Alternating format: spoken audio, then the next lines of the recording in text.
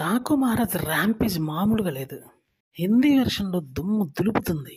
అక్కడ మాత్రం విపరీతమైన పాజిటివ్ టాక్ స్ప్రెడ్ అవ్వడంతో కలెక్షన్‌ల వర్షం అయితే కురుస్తుందనే చెప్పాలి. ఎందుకంటే 'అఖండ' మూవీతో సెన్సేషనల్ విక్టరీ కొట్టినటువంటి బాలయ్య బాబు హిందీ వెర్షన్‌లో డబ్ చేసి మరీ ఓటీటీలో వదిలారు అప్పట్లో.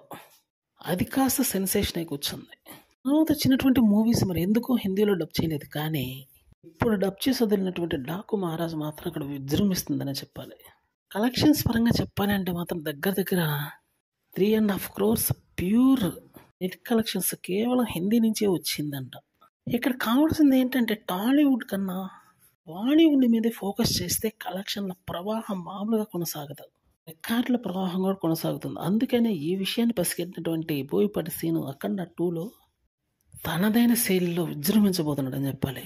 యంగ్ హీరోలకు ఏ మాత్రం తీసిపోయినటువంటి బాలయ్య బాబు ఈసారి 'అఖండ 2తో బెంబేలు ఎత్తించబోతున్నాడు బాక్స్ ఆఫీస్ని. షేక్ చేసే విధంగా మాత్రం ఈసారి రిలీజ్ మామూలుగా ఉండట్లేదు ఈ సినిమాకి. బాలీవుడ్ హీరోలను సైతం వెనక్కనెట్టే విధంగా ఈసారి భారీ రిలీజ్తో రాబోతున్నాడు. ఇంత అద్భుతమైన మార్కెట్ ఎందుకు వదులుకోవాలి అనే కృత నిశ్చయంతో ఉన్నాడు బాలయ్య బాబు. మరి చూడాలి.